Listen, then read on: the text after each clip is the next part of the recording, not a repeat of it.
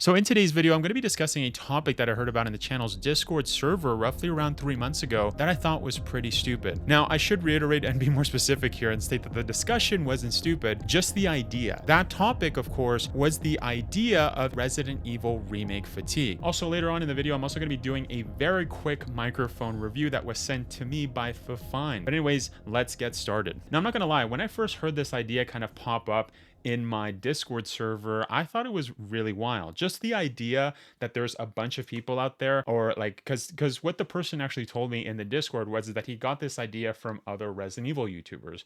Now, I'm not going to mention the names of the person that relayed this information to me, or those other YouTubers. That's not really the point of this video. The point of this video is just to attack the idea, not attack anyone. Now, the first argument that I actually heard that went along with this idea was the fact that we've had 5 games, Resident Evil games, release in the last 6 years. So the first one, of course, being in 2019 with Resident Evil 2 Remake. Soon after, 2020, we got Resident Evil 3 Remake. 2021, we got Resident Evil Village. We also got Shadow of Rose in 2022. I'm just going to count that as one. And then after, we got Resident Evil 4 and Separate Ways. Now, I'm counting that as well as one. You could also argue that we also got Resistance and Resident Evil Reverse. So I don't really know the other 5th game there. But in any case, we've had a lot of Resident Evil games release. There's no doubt about that. I would actually say that there's probably more than 6 if you do count the multiplayer games. But of course, as many of you guys know, the multiplayer games, when it comes to Resident Evil multiplayer games, they're just not great.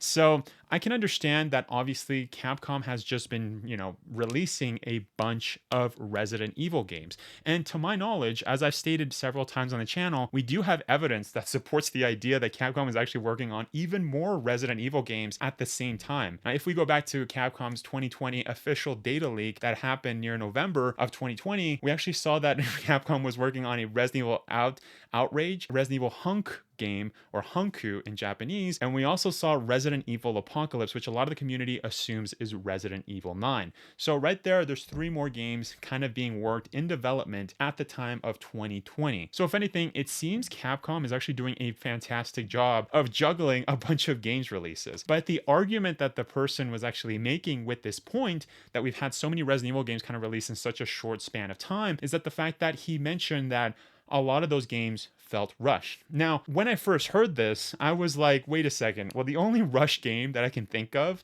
the span of Resident Evil games that we've had in like the last 6 years, is probably Resident Evil 3 Remake. Now, as you guys have probably heard me say a bunch of times on the channel, I think Resident Evil 3 Remake is a good game. It's fun to play. It's very fast though. It's a good game, but it's not a good remake. So that's the only game that kind of felt rushed for me. Now, I've also heard the idea kind of been thrown around that Resident Evil 3 Remake, the reason it wasn't a great game was the fact that it was all M2's fault. Now, I'm not really sure if that was the case. To my knowledge, it seems M2 has basically worked alongside the main Capcom team, the main dev team, for a long time. So it just seems to me like they just went way out there with Resident Evil 3 Remake. And as you guys have probably heard me state, after Resident Evil Village released and right when Resident Evil 4 Remake was basically announced, that I did have a bunch of concerns. I was like, hold on, because Resident Evil 2 Remake was great. I thought it was fantastic. A lot of people agree with me. Then it goes to Resident Evil 3, which, as mentioned, had a bunch of issues as a remake. It was a good game, but not a good remake. And so I thought that if Capcom was going to continue on the same kind of trajectory, that there was the high possibility that Resident Evil 4 Remake was not going to be great.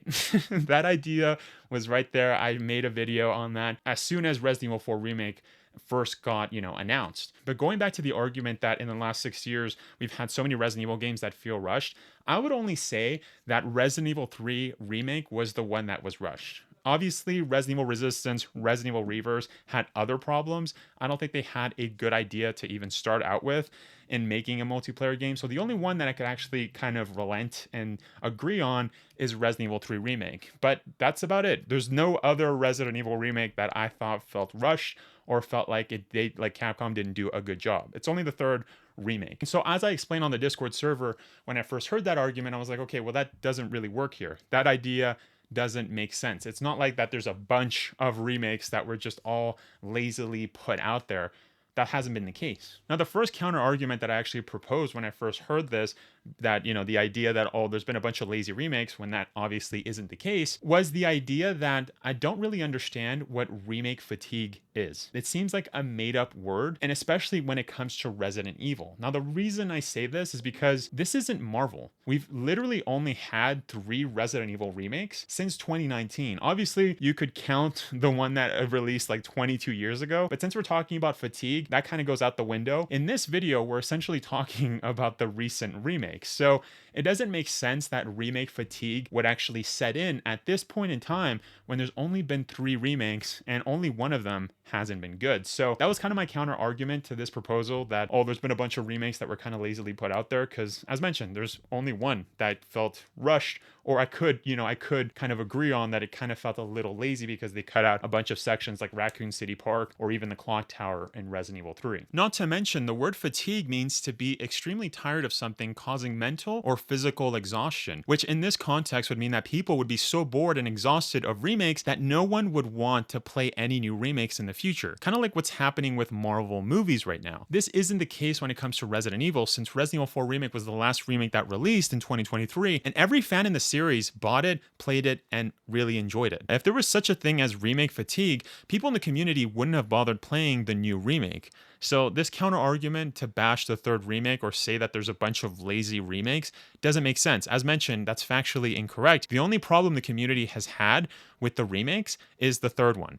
You know, if you have an issue with the 2nd remake, it's probably going to be about the B scenario, but it's not a big of a deal compared to number 3. And 4 remake did a fantastic job. That most of the general consensus is that most people agree that those Resident Evil 2 remake and Resident Evil 4 remake are great remakes. Now, the other thing that I was actually hearing as well after the release of Resident Evil 4 remake is that I kept seeing some Resident Evil YouTubers out there that were posting stuff like the next game for Resident Evil should be Resident Evil 9, and we should take a break from Resident Evil remakes. Now, this idea I don't really understand, because the only reason I would actually say and agree with this statement that Capcom should take a break from Resident Evil remakes is if the remake, if like the latest remake that released, which was Resident Evil 4 Remake, was exactly like what happened to Resident Evil 3 Remake. Or in other words, if the 4th remake of Resident Evil that released in 2023 was as bad as the 3rd remake that released in 2020, then I would actually agree with this statement. But since that's not the case, I don't understand this. I don't understand this statement. Capcom has been actually cooking up really great games. Now, you could actually say, well, Village wasn't the best game. It was still a good and decent game. Even the 3rd remake, as I've stated before, it's a good game, but it's not a good remake. So this idea that Capcom should just take a break from remakes, even though they're cooking right now and they're making really great stuff, doesn't really make much sense. And if anything, I would actually argue that it seems to me like the only people that are actually thinking this idea that Capcom should just magically take a break, it seems like it's coming from casual fans more than anything. As I stated before, I think the only thing that Capcom should be taking a break from is Resident Evil multiplayer games. I think we could all agree in the Resident Evil fandom that Capcom has not been doing a good job at releasing multiplayer games. And as I've heard from a lot of people in the community, everybody kind of wants a remake or even a remastered of the Outbreak series, you know, Outbreak File 1 and Outbreak File 2, which I think is a fantastic idea. A lot of people want to go back to those games since that was like the best multiplayer games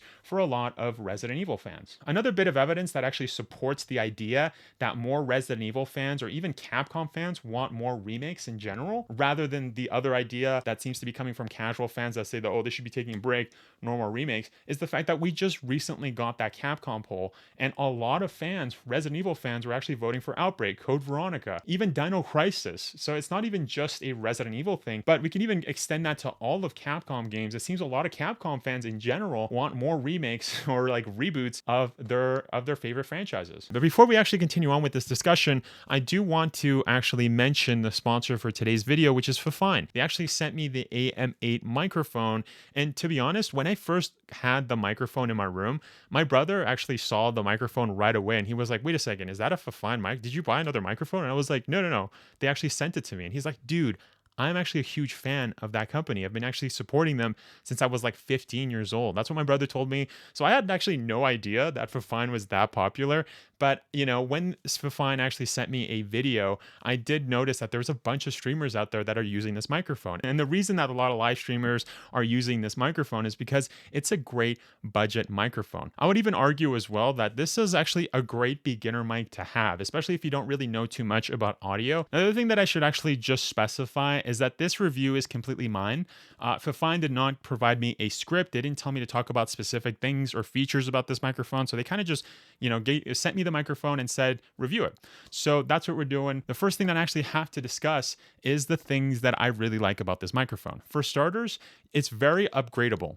So as you guys can actually see right now, the USB is connected, but as well, you can also have an XLR microphone. That's the yellow cord here. And for those of you that don't know what XLR means, that just basically plugs into an audio interface. Or if you're watching a musician live on stage, that cord that's connected to the microphone is usually plugged into a speaker or like a mixer. So going back to what I was saying, that's one of the things that I really liked about this microphone was the fact that, so if you don't have the money to buy a $150 or $200 audio interface, they're not cheap, you can just start off by plugging the USB. But obviously after you can, save up money to buy an interface. So that's what I mean. It's the kind of microphone that if you're just starting out, it's great because it can be upgraded.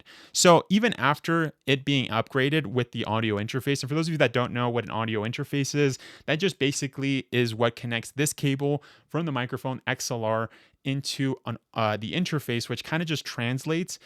And that connects via USB to the computer. So it gives you more control over the microphone and it sounds better. Now I'll actually do a small test right now. Okay, so check. Yeah, so right now I'm actually using the USB function, even though, the XLR is still connected to my interface. So as mentioned, that's actually one of the things that I really liked about this is that you can switch back and forth, or you can just connect both of them, right? Because you can actually have that's one of the cool things about this microphone. It actually switches to different RGBs, different colors. Also, another thing that I really liked about this microphone that I have to mention is that you can monitor what you're saying. So you can just plug in 3.5 millimeter headset or earbuds directly into the microphone. And what this essentially does is that you'll be able to hear yourself just like, at a radio station or something like that, right? Like in a podcast, you hear exactly what you're saying. The other cool thing about this microphone that I have to mention is the mute function. So for example, if you're on Discord or you're just playing with a bunch of friends and you want to click that mute button, it's right there. And click it again, sound. The last thing that I actually have to state is that I really think the audio quality sounds really good. Obviously, we are still in USB mode, but as mentioned, if we do switch to audio interface or XLR, it is going to sound better.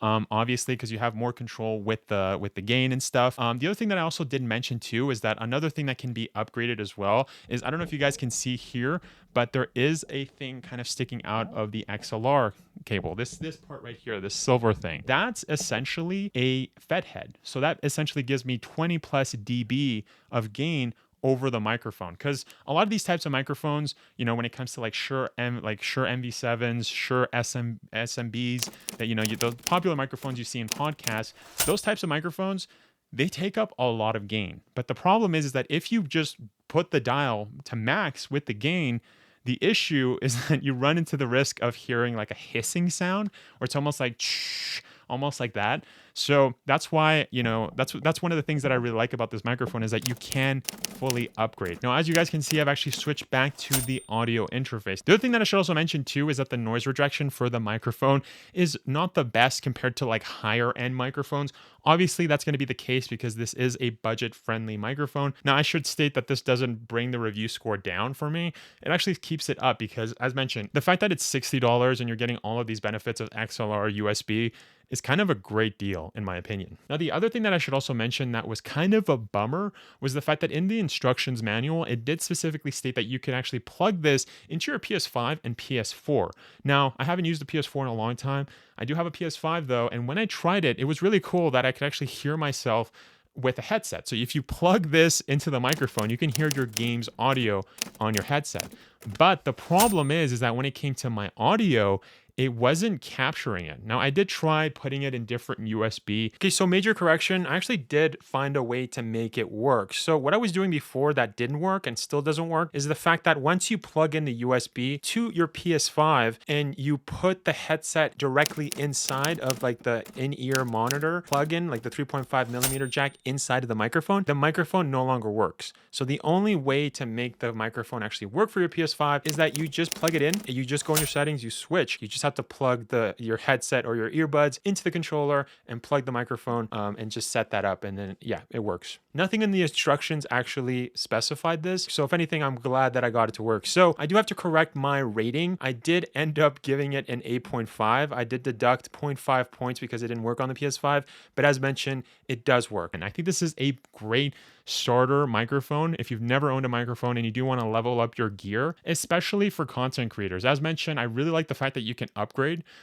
So I'm actually thinking of giving this microphone to my brother since he actually doesn't have a microphone. I have a bunch of microphones, but the cool thing about this one is that, as mentioned, you can plug a USB, and if you buy an audio interface, you can upgrade by just using an XLR cable. Now, another thing that I also forgot to mention about this microphone is that it does need a pop filter, or you can just talk to the microphone kind of on its side so that wind doesn't go over the microphone, because then you're going to get like those little puffs of air. So I do recommend buying something like this, which is like $10, or as mentioned, you could just do the method where you just kind of don't talk directly over the microphone, but talk to the side of it. That also gets rid of the puffs of air. Now, I actually do have to say a huge thank you to Fifine for sending me this microphone. Now, they actually just asked me to talk for 90 seconds. Talking about the microphone, I've obviously gone over that, but you know what? I've had a really great time using the AM8, as you guys have probably seen in my previous live streams and videos. Anyways, let's get back to the discussion. Now, another argument that I also heard that Resident Evil Remake Fatigue was something to kind of take into account or kind of think about was the argument that Resident Evil devs are working themselves way too much. Now, this one's a little bit hard to kind of judge or to kind of have a solution for, since as many of you guys are probably well aware, Japanese culture or work culture, it specifically is very intense. It doesn't matter if you work at 7-Eleven or I imagine in like a video game industry, you're probably going to be working there from 9 a.m. or 8 a.m. all the way to like 7 p.m. or even later at times, right? The work hours are very intense in Japan. So that's not something that you could just, in one day kind of just make a total change to like work culture in another country. So this idea doesn't really work. Now, it is worth mentioning that obviously I don't agree with video game crunch, which is the idea that, you should push your developers way to work really hard.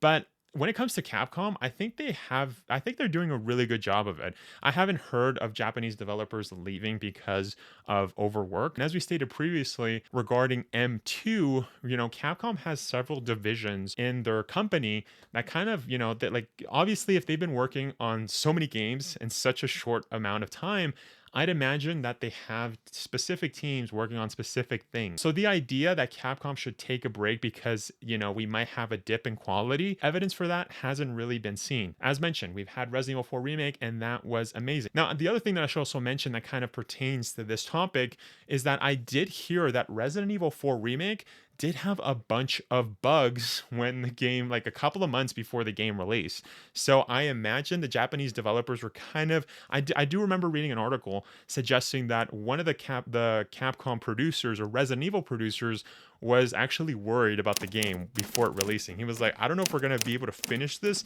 in time because right now the state of it is incredibly buggy. So that information has released, but as mentioned, since Capcom has been providing quality products lately, I don't think having them go on a break is something that you can even suggest, especially in Japanese work culture. So I don't think that argument really kind of fits. As mentioned, I do agree that you should not be overworking your developers because then you're not going to get a great product at the end. But that obviously has not been the case with Capcom. Another argument that I've heard that kind of relates to this is the idea that the gaming industry is getting way too many remakes, so that's affecting gamers in general, like Resident Evil remakes, Dead Space, Last of Us remake, Final Fantasy remake, Yakuza Kiwami remake, etc. Though the problem with mentioning this argument is that we're obviously not talking about this in this topic. We're specifically narrowing it down to Resident Evil remake. And when it comes to Resident Evil remakes, we've only had 3. And as mentioned, not including the one that happened like 22 years ago, since this whole topic is about fatigue, and you can't really be fatigued from a game that that released 22 years ago. So, but the idea that the other remakes of other game franchises are somehow hindering Resident Evil remakes doesn't work here. But at the end of the day, I think when it comes to Capcom making more remakes is actually a great idea. I'm honestly really hyped for the future of Capcom and what they do with Resident Evil remakes, like Resident Evil Code Veronica remake, maybe an Operation Javier DLC that they could add to that. As I stated in a previous theory video of mine, a Resident Evil 5, 6 remake would be amazing. Resident Evil 1, 0, Revelation remakes, or even with the recent Capcom poll, as mentioned, a lot of Capcom fans were wanting Dino Crisis, Onimusha, Dead Rising remake, which would honestly be super amazing. So when it comes to Resident Evil remakes, I think the majority of fans in the fandom, in the community, I think we can all agree that we're definitely hyped for more remakes. And that's definitely been kind of the general consensus of the majority of my comments when I make those theory videos, or when I make those, those speculation videos, kind of thinking, what could Capcom do with a Code Veronica? They could add a Operation Javier DLC with that, which a lot of you guys really enjoyed. Anyways, so it seems to me, I don't think this is a community problem. I think this is more of a personal problem with certain casual fans. Because as mentioned, saying that there's Resident Evil remake fatigue after only 3 remakes, and out of those 3 remakes, 2 of them have been fantastic, the argument doesn't really work. So I definitely be careful with Resident Evil YouTubers that say that we need a break, since at this point in time, it's way too early to even suggest something like that. And as mentioned, it sounds more like a personal issue with the remakes rather than a community issue. Now, if you guys enjoyed this video and want to see my Operation Javier theory video, then make sure to click this video right here. Anyways, thank you so much for watching.